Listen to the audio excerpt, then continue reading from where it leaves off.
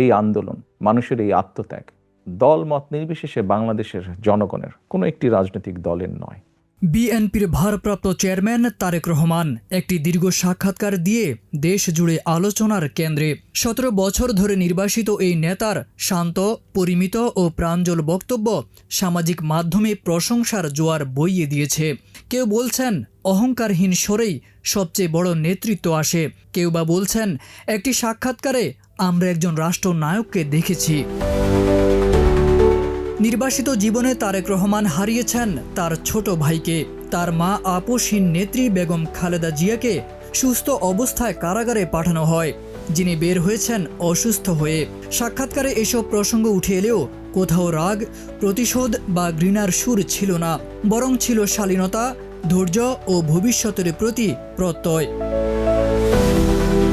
সাক্ষাৎকার জুড়ে বারবার উঠে এসেছে জনগণ, বাংলাদেশ এবং গণতন্ত্র, যা অনেকের মতে তার রাজনৈতিক দৃষ্টিভঙ্গির গভীর প্রতিফলন।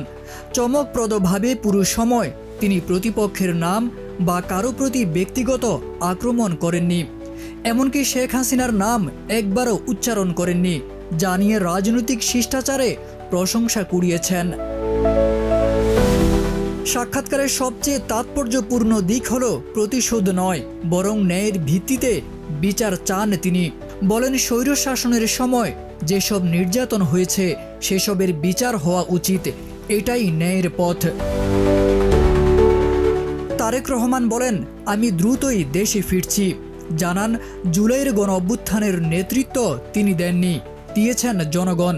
আন্দোলনে 2000-এর বেশি মানুষ ও 63 শিশু শহীদ হয়েছেন বলেও উল্লেখ করেন। বলেন, এই আন্দোলন গণতন্ত্রকামী মানুষের বিজয়। নির্বাচন প্রসঙ্গে তার বক্তব্য, নির্বাচন যত দ্রুত হবে তত দ্রুত দেশে স্থিতিশীলতা ফিরে আসবে। তিনি জানান, আগামী নির্বাচনে বিএনপি যোগ্য ও জনগণের সঙ্গে সম্পৃক্ত প্রার্থীদের মনোনয়ন দিবে।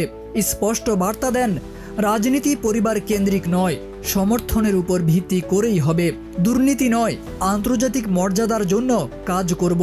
তিনি ডাকসু নির্বাচনকে গণতান্ত্রিক যাত্রার শুভ সূচনা বলেও অভিহিত করেন। এই সাক্ষাৎকারে একদিকে যেমন তিনি ভবিষ্যতের রাজনৈতিক পরিকল্পনা তুলে ধরেছেন, অন্যদিকে দেখিয়েছেন শিষ্টাচার। অনেকের মতে এক সাক্ষাৎকারে তিনি হয়ে উঠেছেন জনতার প্রত্যাশার প্রতীক।